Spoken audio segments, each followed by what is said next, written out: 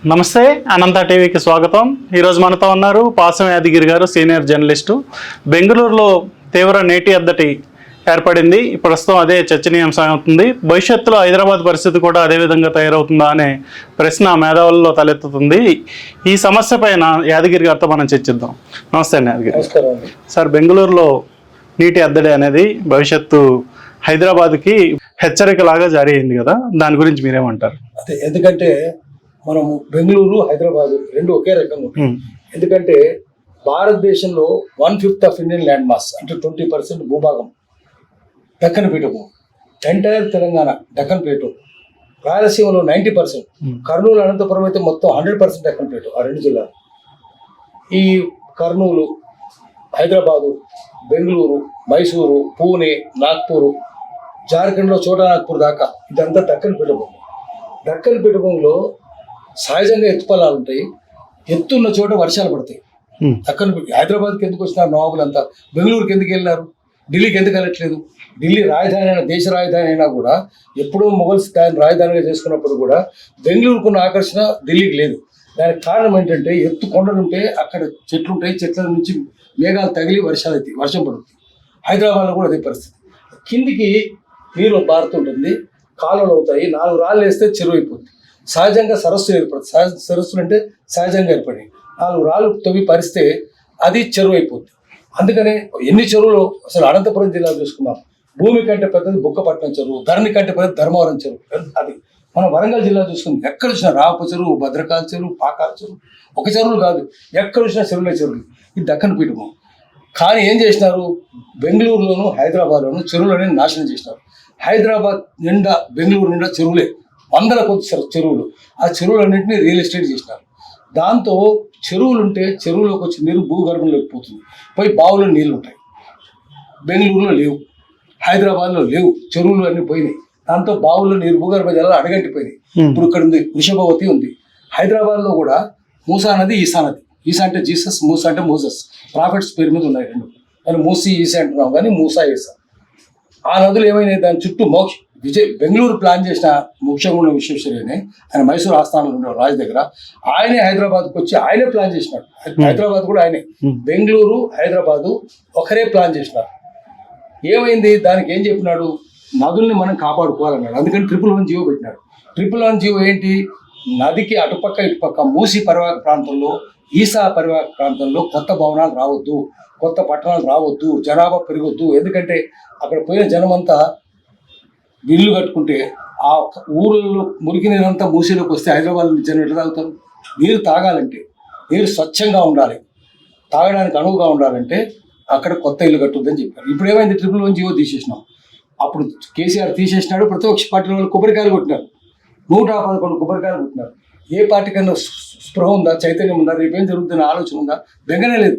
అక్కడ కూడా జరుగుతుంది. ఇప్పుడు ఏమవుతుంది, చివరికి ఎవరు జనం సఫర్ అవుతున్నారు. బెంగళూరులో 4000 లీటర్లు ఉండే ట్యాంకరు మొన్నటిదాకా 500 రూపాయలు ఉండేది.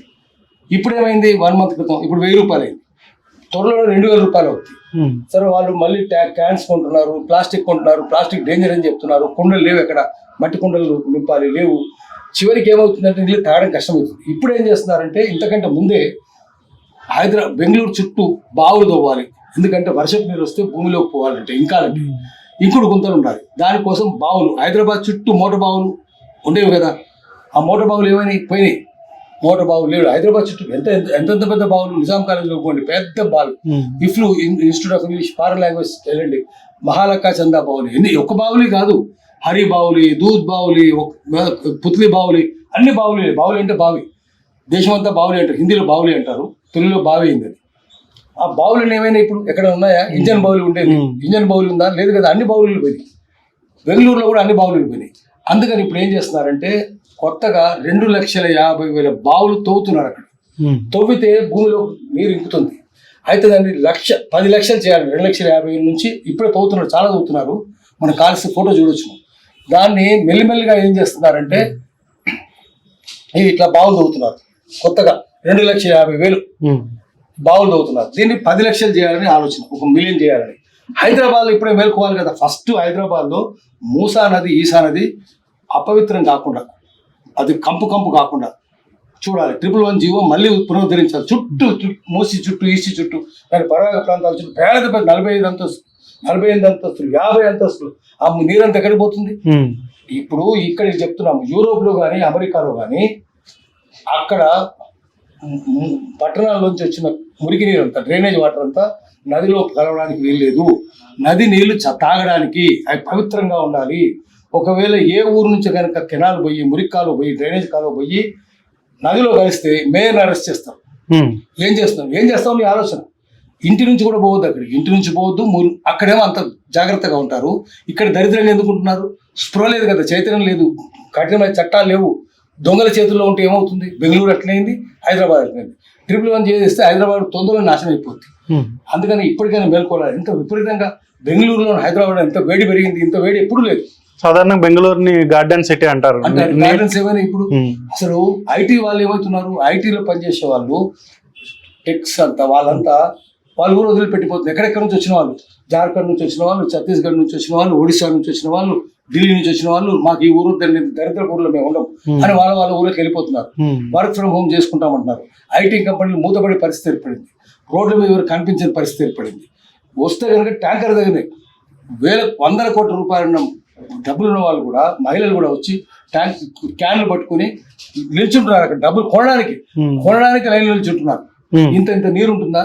అసలు ఆఖరికి హైదరాబాద్ లో 20 రూపాయల లీటర్ బాటిల్ ఉంటుంది. అంతకంటే ఎక్కువ ఉంది ఇప్పుడు ఆ నీరు. తర్వాత ఆ నీటిని మీరు మొక్కలు గార్డెన్ సిటీ మొత్తం నాశనం అవుతుంది. ఎందుకంటే ఆ నీటిని తాగడానికి తప్ప దేనికి వాడొద్దని చెప్తున్నారు. అంటే మొక్కలకు వేస్తే కూడా శిక్షణ పడతాయి. మీరు కారు కడుక్కోవడానికి వీల్లేదు నీటితోటి.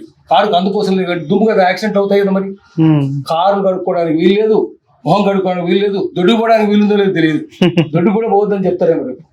అంటే ఇంత దరిద్రంగా బెంగళూరు తయారైతే హైదరాబాద్ ఏమవుతుంది? మరి పరిపాలకులు మేల్కొనాలి కదా, ఇంతకుముందు మేల్కొనలేదు. అసలు పక్కనే హైదరాబాద్ అటుపక్క గోదావరి నది, ఇటు పక్క కృష్ణా నది పక్కనే ఉన్నాయి కదా. మూసా నది, ఈసా నది, ఎన్ని నదులు ఉన్నాయి. ఇవన్నీ ఎందుకు వాడట్లేదు? అక్కడ వృషభావతి నది ఏమైంది? కావేరి నది ఉంది కదా, పక్కనే కావేరి ఉంది, వృషభావతి ఉంది, ఆ వాగులు ఉన్నాయి. ఆ వాగులను వాడుకోవాలి కదా, వాడుకోవడమే లేదు. అసలు ఈల కొడితే చప్పట్లు కొడితే వర్షాలు పడతాయి బెంగళూరు, హైదరాబాద్. కానీ ఏమైంది? చివరికి నాశనం అయిపోయింది. హైదరాబాద్ కూడా నాశనమయ్యే పరిస్థితి ఉంది. ఇప్పటిపైన పరిపాలకులు మేల్కొనాలి, ముందు ప్రజలు మేల్కొనాలి. హైదరాబాద్ జిందాబాద్ ఉండాలంటే అప్పుడు ప్రజలు మేల్కొనాలి, పౌర సమాజం మేల్కొనాలి, పరిపాలకులు మేల్కొంటారు. ఎందుకంటే హెల్ with Hyderabad, hell with India అని చెప్పేసి వాళ్ళు విదేశాలకు పారిపోతారు. చూసిన రాజకీయ నాయకులు అంతా పారిపోతారు. వాళ్ళు అనేక దొంగ పనులు చేసి ఉంటారు, తప్పించుకోవడానికి విదేశాలకు వెళ్ళిపోతారు. వాళ్ళకి హైదరాబాద్ నాశనమైనా పట్టదు, బెంగళూరు నాశనమైనా పట్టదు, ఇండియా మొత్తం మునిగిపోయినా పట్టదు. కానీ ప్రజలు ఎక్కడ పారిపోతారు? పోరు కదా. వాళ్ళే బెత్తం పట్టుకొని ఉంచవాలి. మా హైదరాబాద్ను కాపాడండి అని చెప్పాలి. చెప్పకపోతే ప్రమాదం ఏర్పడుతుంది.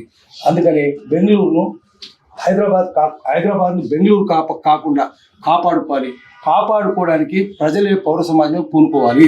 లేకపోతే చెరువులు నిండిపోయి బెంగళూరులో 10 లక్షల చెరువు బావులు దవ్వుతున్నారు కదా, హైదరాబాద్లో కూడా తెరవాలి. బెంగళూరులో చెరువులన్నీ మాయమైనాయి కదా, ఆక్రమించినారు కదా. ఇప్పుడు ఏమవుతుంది? హైదరాబాద్లో మనం నేక్నామ్ ఖాన్ కూడా ఉంది. నేక్నామ్ ఖాన్ చెరువు ఉంది. నేక్నామ్ ఖాన్ చెరువును కబ్జా పెట్టినారు మణికొండలో. ఇప్పుడు ఈ రోజు ప్రభుత్వం మేల్కొని అక్కడ విల్లాలు 1.5 కోట్ల రూపాయలు విల్లాలు కూల్చేస్తున్నారు. 20 విల్లాలు కూల్చేస్తున్నారు. అసలు ముందు కట్టనిచ్చింది ఎందుకు? పర్మిషన్ ఇచ్చింది ఎవరు? వాళ్ళు కూడా శిక్షలు వేయాలి కదా. చెరువులు పోతే కదా హైదరాబాద్ బెంగళూరు పరిస్థితి అవుతుంది కదా. అందుకని బెంగళూరు లాగా 2,50,000 చెరువులు సరిపోవు. 2,50,000 బావులు కాదు, అక్కడ 10 లక్షల బావులు అంటున్నారు. ఇక్కడ కూడా 10 లక్షల బావులు ఇప్పుడే చేయాలి. ఎట్లాంటి ప్రయత్నం ఇప్పటిదాకా జరగలేదు. అది ఈ ప్రయత్నము బెంగళూరులో నీటి కొరత ఏర్పడక ముందు చేసినారు. వాళ్ళు 2-3 ఏళ్ళ నుంచి చేస్తున్నారు. ఇప్పుడు కొరత ఏర్పడ్డది. ఇప్పుడు దాన్ని స్పీడప్ చేస్తున్నారు. మరి హైదరాబాద్లో ఎప్పుడు సోయిస్తుంది, ఎప్పుడు చైతన్యం కలుగుతుంది? వీళ్ళకి ఇంకా మొదలుకొనాలి కదా. ఇంకా నిద్రమత్తులోనే ఉన్నారు. ఇక్కడ కూడా కనీసం 10 లక్షలు. హైదరాబాద్ ఏంటంటే 1,20,00,000 జనాభా, రేపు 2 కోట్లు కాబోతుంది. చూస్తున్నారు 2 కోట్లు అయిపోయింది. బెంగళూరు కూడా అదే పరిస్థితి, 2 కోట్లు అవుతుంది. మరి 2 కోట్ల మంది నీళ్ళు ఎట్లా సరిపోతాయి? తాగడానికి నీళ్ళు ఎట్లా సరిపోతాయి? మరి తాగడానికి మొహం కడుక్కోవడానికి కూడా ఉండాలి, బాత్రూమ్ నీళ్ళు ఉండాలి కదా. బాత్రూమ్కి వాడొద్దు, మీరు బాత్రూమ్లో నీళ్ళు వాడొద్దు, మొక్కలకు వాడొద్దు. గార్డెన్ సిటీ కదా, మొక్కలు వాడకపోతే మొక్కలు చచ్చిపోతాయి కదా. వేడి ఎంత అవుతుంది? బెంగళూరు ఎంత వేడెక్కుతుంది, హైదరాబాద్ ఎంత వేడెక్కుతుంది. ఒకప్పుడు చల్లగా ఉండే సిటీ, అట్లాంటిది ఏమైపోతుంది? మొత్తం వేడెక్కిపోతుంది. అందుకనే హైదరాబాద్ అంటే చండి తట్టుకోవాలి. హైదరాబాద్ చల్లని తట్టుకోలేము అని చెప్పి వాళ్ళు కోస్తాను చేసినవాళ్ళు. కానీ హైదరాబాద్ వేడెక్కిపోయింది కదా. విజయవాడ ఎంతనో హైదరాబాద్ అంతే, బెంగళూరు అంతే. అందుకని ప్రకృతిని కాపాడుకోవాలి, లేకపోతే నాశనం అవుతుంది. దేవుడిచ్చిన చెరువులు, దేవుడిచ్చిన వర్షము, దేవుడు ఇచ్చిన బావులు ఇవన్నీ కాపాడుకోవాలి. కొండలు కూడా కాపాడుకోవాలి. కరీంనగర్ జిల్లా పోతాం, కరీంనగర్ జిల్లా పోతే కొండలని మయమైనాయి కదా. ఆఖరికి ఎలగందుల కోట కూడా కొట్టేసినారు. ఆఖరికి కొండగట్టు ఆంజనేయ స్వామి లక్షల మంది వస్తారు అక్కడికి జాతర. అక్కడ ఆ కొండను సగం కొట్టేస్తే బస్సు చుట్టూ తిరిగిపోయి కింద పడి బస్సు 65 మంది చచ్చిపోయినారు. ఒక్కరికైనా స్పృహ ఉందా? 65 మంది చచ్చిపోయినారు. కొండ కొడితే కదా. కొండలు ఎట్లా కొట్టేస్తారు మీరు? కొండలు కొడుతురు, ఇసుకంతా మాయం చేస్తారు, అడవులన్నీ కొట్టేస్తారు, ఇంకా వర్షాలు ఎట్లా పడతాయి? అందుకని వర్షాలు ఉండవు. ప్రకృతిని మనం కాపాడుకోకపోతే, ప్రకృతి మనల్ని కన్నెర్ర చేస్తే మనం తాకిడి తట్టుకోలేము. అందుకనే ప్రకృతిని కాపాడుకోవాలి. మామూలుగా పురాణాల్లో కూడా ఏం చెప్తారంటే, ప్రకృతి పురుషుని సంయోగం వల్లనే జీవకోటి ఆవిర్భవించింది. పురుషుడు అంటే దేవుడు, ప్రకృతి అంటే తల్లి. తల్లిని కాపాడుకోవాలి కదా. ప్రకృతిని నాశనం ఎట్లా చేస్తాం మనం? అందుకని దేవుడు కూడా కన్నెర్ర చేస్తాడు. ఉర్దూలో కూడా ఏం చెప్తారు? ఖుదా అంటే దేవుడు, ఖుదా బనాయా కుదరత్. కుదరత్ అంటే ప్రకృతి. దేవుడు ప్రకృతి కలిస్తేనే ఉంటుంది. సో కుదరత్ నాశనం చేయడం అంటే దేవుని దైవ దూషణ అన్నట్టు. ఇస్లాంలో అయినా హిందూయిజంలో అయినా ప్రకృతిని కాపాడుకోమని చెప్పింది. అది కాపాడుకోవాలి. లేకపోతే హైదరాబాదు, బెంగళూరు రెండు నాశనం అవుతాయి. బెంగళూరు ఈరోజు, రేపు హైదరాబాద్ కూడా బెంగళూరు లాగా అయిపోతుంది. రాబోయే రోజుల్లో బెంగళూరు లాగా హైదరాబాద్ తయారయ్యే ప్రమాదం ఉంది. కాబట్టి వెంటనే ఈ రాజకీయవేత్తలు, ప్రజలు కూడా మేల్కొని నీటిని మనం సేవ్ చేసుకోవడానికి తగిన చర్యలు తీసుకుంటే కనుక మనం ఆ ప్రమాదం నుంచి గట్టెక్కవచ్చు. నమస్తే అండి. నమస్కారం.